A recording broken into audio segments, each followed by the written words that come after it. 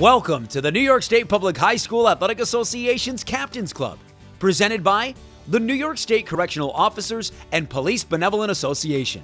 NYSPHSAA represents over 30,000 New York State employees and retirees from the Security Services Unit and is proud to support the New York State Public High School Athletic Association's Captains Club. That means you know you do it. 3 quarters and you know 5. Back in April, SUNY Geneseo welcomed hundreds of high school student athletes to the annual Section V Sportsmanship Summit. The goal of the event? To teach leadership through sportsmanship. The summit also provided an opportunity during 3 sessions for student athletes to have their voices heard, to discuss the importance of being a good sport and a good leader. Sometimes it's hard to see, you know what I mean? Sometimes it's hard to identify it, but when you see it, you know it. So you tell us, what does positive leadership look like to you? Well, positive leadership is someone who's, I think, confident and unselfless, sorry. And I think that every team you're on, you figure out who the leader on the team is by just their acts and how they guide people. And, you know, people don't always lead by verbal leadership, but leading by example and stuff. And people can be soft-spoken leaders, but you definitely can figure it out, and you realize who the leader on your team is, and that's an important part of your team chemistry is the leadership on your team. In my sport, what I think positive leadership looks like is we have guys on the team that can just motivate people, all right? And that's what you want to be as a leader. You want to motivate your team to get the tasks done, all right? And this year we had a goal we wanted to win a Section V title back-to-back. All right, and you know what? We went out there and we motivated everyone to go and win, and that was like one of the big key things that we did. And another thing is all our guys, our captains, they all set an example in the room. They show up every day and they work real hard. I think sportsmanship just means like being positive and encouraging to your teammates even when things aren't going the right way, and to kind of just stay focused and keep your head in the game and not worrying about like bad calls or what other people are saying to you. Just pick everybody up and make sure it's flowing smoothly. Well, when you have positive sportsmanship, games there isn't like anything extra to it. They flow real well and everyone just focuses on the game. But when you get negative sportsmanship, it's when the extra stuff happens. The fans start to get more involved. They start fighting each other. I've seen that happen plenty of times. Rivalry games where fans have gotten up and they've come over and they get in other fans' face and they yelling at them, and then people have to get involved. And it's just not fun for anyone involved. But when you have good sportsmanship, it's fun for everyone, even if it's winners or losers. It's always fun.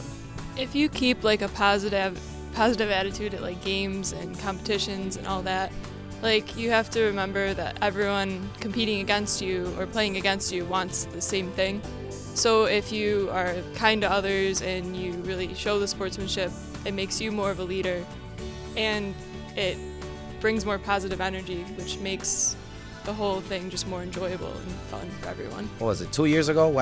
Freshman year, I was at Webster Schrader, and I was on a basketball team.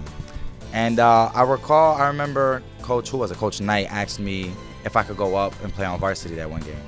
And I had mixed thoughts about it because it was against Thomas. And I knew, I was like, if that game goes down, I know there's going to be a lot of situations going down. There was an individual that was in the stands. He was close to the 3-point arc, and he actually spit on one of the individuals that was throwing. And I remember him.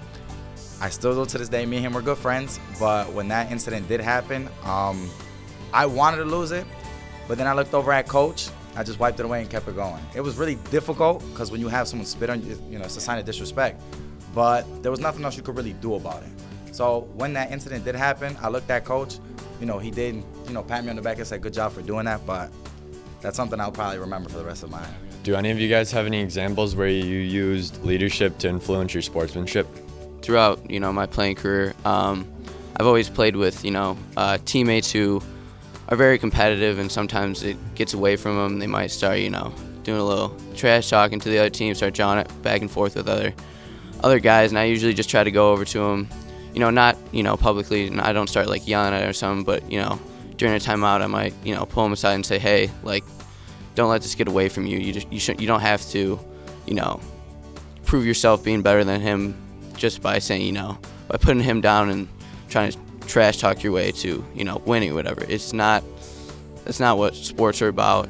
I don't really believe in the whole trash talking thing. I've never been a big proponent of it. I've never really done it because I think it just distracts you. But I think that if you see that, I just try to guide my teammates or something and try to pull them away from that and just try to focus on the game. Like, what does your school do to promote positive sportsmanship? Yeah, at Waterloo we have Captain's Club. We meet like every other month, and we talk about like how leadership can affect good sportsmanship and stuff like that, and how we can change and help our other teammates and stuff like that on and off the field. Yeah, so we just meet up, talk about different stuff and how we can become better as a team, stuff like that. To me, positive leadership is leading your teammates, not putting them down, getting them ready to go, but at the same time, you're keeping it fun, you're maintaining a good attitude, and you're getting them ready to play. You're the one talked in the huddles. You're not putting anyone down. You're not telling anyone, hey, you can't do this. You're telling them, hey, do this instead. Kind of just positive reinforcement. The Q&A also included former NFL running back and Rochester, New York football legend Anthony Jordan, who shared his own experiences of being a leader on the high school level and beyond. You all will be those leaders in the communities that you're in, and you'll have that responsibility to set the tone with younger children. When I was in high school, I started becoming more responsible for what happened, and I was telling the group earlier, we were playing a game against a rival team that poked one of our star players in the eye on purpose, and he lost it. He was in the huddle calling the defense. He was our defensive captain, and he basically was giving signals that we didn't have, like do whatever, punch him in the gut, bite him or something. I was like, man, this is getting out of control. And our guys were, you could see they were being swayed that way. So as a team leader, as a young man, I stepped in and started calling the defense because I realized he didn't have the capacity to do it. I didn't want to do it. I didn't know what I was doing, but I knew if I didn't, it probably would have went really bad. And then as you go higher into the college and professional, it's an expectation that guys have respect for the game. To me, that's one of the signs of sportsmanship, to respect the game and love it. If you love it and respect it, you're going to treat yourself right, you're going to treat your opponent right, and you're going to just come out and play hard, and the games usually go pretty well. And you can tell when the leaders on teams and the coaches have that love and respect for the game. I was a leader from a young age. My mom was like, we were talking about all the things that happened, how people would come over my house and play. I thought they just came because we had the biggest yard, but they came to hang out with me. So in high school, when I started having to be a leader, and I'm a kind of an odd person. I'm an introvert and an extrovert. So I had to allow myself to do the things the leaders had to do. I found myself having to speak up and tell people, sometimes even when I was uncomfortable. So when I arrived on my college campus as an 18-year-old, you have guys on your team that can be anywhere from 22. We had a 27-year-old guy who was married that was in the military. Am I supposed to lead him or not? So then you have to find yourself again and reinvent, who you are as a leader. So it does become challenging because, each level, you kind of are exposed to other people who could be leaders, who should be leaders maybe in your own mind. And in some instances, when you're thinking all those things, maybe you have the answer right in the mirror. You are the leader that the team probably needs. By the end of the Sportsmanship Summit, everyone was on the same page. Winning without sportsmanship is a loss for everyone. Sportsmanship definitely has a really big impact on the game, whether you lose or win the game, because if you win a game and you have bad sportsmanship, you don't really win it because you don't really learn anything from it. And I think when you play sports, you have to learn a lot of things from sports. You have to learn responsibility and teamwork, and you have to be responsible for your actions. So if you have bad sportsmanship and you win a game, then it's not really like winning. It doesn't really teach you anything. That's the most important thing, is that you're having fun with what you're doing and you're not just doing it just because someone wants you to. I mean, even if it's your friend, that could be fun, but if you're going to show negative sportsmanship, it's not going to be fun for anyone else. So this was a couple weeks ago in a sectional semifinal game. We were battling out against a school locally, And in the semifinals, you know, if you lose, you go home. So it was really a tough battle. And one of the girls on my team didn't. It was a questionable call. She went and she thought she blocked the shot, but then it ended up being a foul, and that was her third foul. It was the end of the second. It was the end of the second quarter, so we're just going to go into the end of the first half. And it was a questionable call, and I think she swore or she punted the ball. She just did something that wasn't very good sportsmanship. And so then the next time down the court, the ref remembered the way she acted. So then the next questionable call, she didn't end up the call didn't go our way. And so I think it's really important to remember that sportsmanship not only impacts you, doesn't impact just the other team. It's not us, it's not the other team, it's everybody involved in the game. And I think it's really important. You gotta look big picture when you think about sportsmanship. It's not just the players, it's not just the fans, it's not just the officials, it's everybody involved. Yeah, I have an example. When a couple weeks ago, we were in basketball season.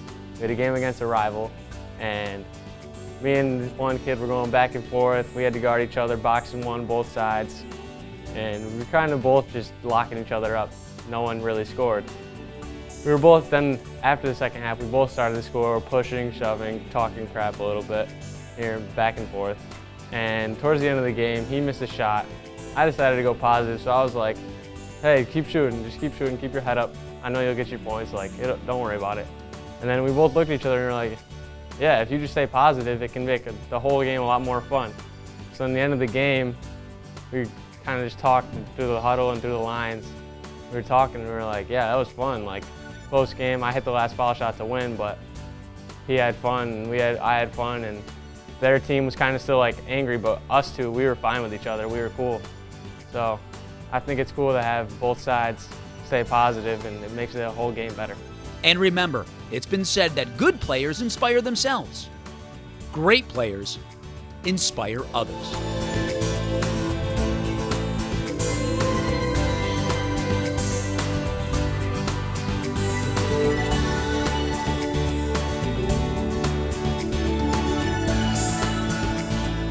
Well, that's going to do it for this edition of the Captain's Club.